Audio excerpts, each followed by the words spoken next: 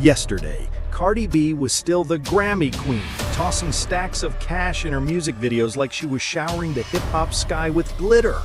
Today, she's sitting stone still in a Los Angeles courtroom, every fingernail suddenly treated like criminal evidence. Yes, you heard that right. A career built on trap beats and unfiltered lyrics was put on trial over a shouting match from 2018 with a security guard. In show business, one bad single is enough to knock an artist off the charts. But in court, a single alleged scratch could cost a star $24 million. The problem is, the jury never saw any scratch at all. Ellis swore her face was torn open. Cardi shot back, "I threw words, not hands." Back and forth they went, trading accusations like verses in a diss track, while the online crowd munched popcorn, waiting for the plot twist. And the twist finally landed. Cardi B cleared on every count, not a dime in damages. But was that the grand finale, or just the trailer for the next episode in the Cardi B courtroom cinematic universe? Back in 2018, Cardi B wasn't throwing punches on stage. She was throwing words in the lobby of a medical clinic. At least, that's the scene her accuser painted. The name attached to that accusation is Emani Ellis, a former security guard who claims she got more than just a verbal lashing. According to Ellis, the rapper's nails tore her face, spit flew in her direction, and the insults carried a sting that went far beyond the physical. Her lawsuit? A staggering $24 million, as if Cardi's temper could be tallied like tour revenue. But here's where the story bends. Witnesses who were right there, the clinic's doctor and receptionist, insisted they saw no claws, no spit, no skin breaking. They described nothing more than a war of words, the kind of celebrity tantrum that makes tabloids but not hospital charts. The documented reality is this: no medical proof of a scratch, no photo of a bruise, no footage of a scuffle. Meanwhile, Ellis held her ground, swearing the encounter was far uglier than the defense wanted the jury to believe. She portrayed herself as the underdog, the worker silenced by a megastar whose fame gave her cover. And in that contrast, celebrity sparkle versus employee struggle, the case found its headlines. Cardi, never one to play meek, denied it all with her trademark fire. Yes, she argued. Yes, her words cut deep. But hands? Never.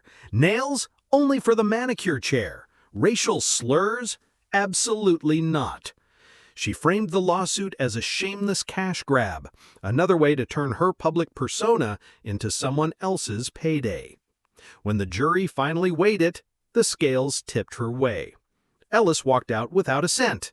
Cardi walked out like she'd just dropped another platinum single, smiling, taunting the cameras, even hinting at new music on the horizon. So the introduction is clear. This wasn't just a civil case. It was a clash between perception and proof, between accusation and absence of evidence. And it left one question echoing louder than any verdict. Was this justice served or just showbiz surviving? Cardi B has never been the type to whisper. She raps in all caps, lives online in bold font, and treats controversy the way other artists treat album drops, inevitable and profitable. On stage, she is the Bronx-born powerhouse who clawed her way from strip clubs to the Grammys, turning raw honesty and an unfiltered tongue into platinum records. But inside a courtroom, that same unfiltered tongue becomes Exhibit A. Every eye lingers not on her lyrics, but on her nails, her voice, her body language. To her fans, she is a survivor, an icon, someone too busy cashing checks to bother with petty fights. To her critics, she is the perfect villain, brash, loud, and just reckless enough that a story about scratches and spit doesn't sound completely impossible. Then there's Emani Ellis, a name unknown until she locked horns with one of music's biggest stars. She wasn't born into the spotlight, she worked in security, a job built on keeping chaos out. Ironically, her claim to fame now rests on the accusation that chaos walked straight up to her and left a scar. Ellis describes herself as the one who suffered in silence while the celebrity circus spun the narrative. For her, this case is about accountability, about proving that fame doesn't erase responsibility. For the public, though, she risks looking like another figure hoping to cash in on a headline. The tension between them isn't just legal, it's archetypal. Cardi embodies the untouchable star, with money, fans, and swagger to spare. Ellis embodies the everyday worker, fighting for recognition and restitution. One sells out arenas, the other once checked IDs at the door. On paper, it's David versus Goliath. In reality, David was asking for $24 million, and Goliath had a jury nodding in her favor. The contrast couldn't be sharper. A rapper who once turned her past life into Grammy gold, now forced to defend herself against a narrative she insists never happened. A security guard turned plaintiff, carrying her accusations like a ticket to justice, or perhaps a ticket to a payout. Together, they form the kind of duo Hollywood loves, star and accuser, mirror images in a trial where reputation counts more than fingerprints. The story begins in 2018, not with flashing cameras or screaming fans, but in the muted hallway of a medical clinic. Cardi B was already a rising star, her songs blasting out of car radios, her Instagram lives turning into viral events. That night, though, her stage was nothing more glamorous than an office lobby, and her audience was a handful of staff. According to Emani Ellis, this was the moment when fame turned violent, when nails dug into skin, spit flew across the air, and words that cut deeper than any lyric spilled out. But if you ask Cardi's camp, the show played very differently. They described a heated argument. Sure, Cardi isn't known for staying quiet, but nothing more. No scratches, no spit, no racial insults. Just raised voices echoing off white walls. The kind of spat you'd forget the next morning if not for the fact that one of the participants was a chart-topping rapper. Months passed before Ellis transformed that night into a lawsuit. Her claim, the superstar's behavior caused physical injury and emotional trauma. The number attached? $24 million, a sum big enough to turn a hallway squabble into front-page drama. On social media, some sympathized. Ellis framed herself as a working woman standing up against celebrity arrogance. Others rolled their eyes, calling it a money grab dressed up as justice. Fast forward to 2024, and the case finally crawled into a courtroom. By then, Cardi B wasn't just a rapper, she was a household name, a fashion icon, a walking meme generator. The thought of her sitting behind a defense table was surreal, like watching a music video with no beat. Ellis and her lawyers painted the scene in lurid detail, claws slashing across a face, spit landing with insult, words laced with venom. Cardi's side countered with stark simplicity. Witnesses saw nothing but a shouting match. Then came 2025, the climax. After days of testimony, the jury had to decide, was Cardi B the aggressor Ellis described? Or was Ellis rewriting a hallway argument into a Hollywood screenplay? The doctor said he saw no contact. The receptionist agreed. Medical records showed no scratch worth documenting. The scar existed only in Ellis's telling. When the verdict dropped, it landed like a bass drop in one of Cardi's songs. Boom! Not liable, not guilty, not a dime to be paid. The jury didn't buy the image of Cardi as the hallway brawler. Ellis's dreams of a multi-million-dollar payout evaporated in an instant. Cardi, never one to let a stage go to waste, strutted out of court like it was a red carpet. Cameras flashed, and instead of mourning the ordeal, she hinted that new music was coming. To her fans, it was classic Cardi. turning drama into content, lawsuits into PR. Ellis, meanwhile, vowed to appeal, but the headlines weren't hers anymore. So the timeline reads like a script with two different directors. Ellis frames it as a saga of abuse and accountability. Cardi frames it as another day, another baseless attack from someone looking for a check. The jury chose Cardi's version. And the public? They're still split, eating up the drama like it's the latest season of a reality show. Courtrooms usually run on exhibits and documents, but this trial felt more like live theater. There were no bloody shirts, no damning photos, no security footage waiting to drop like a bomb.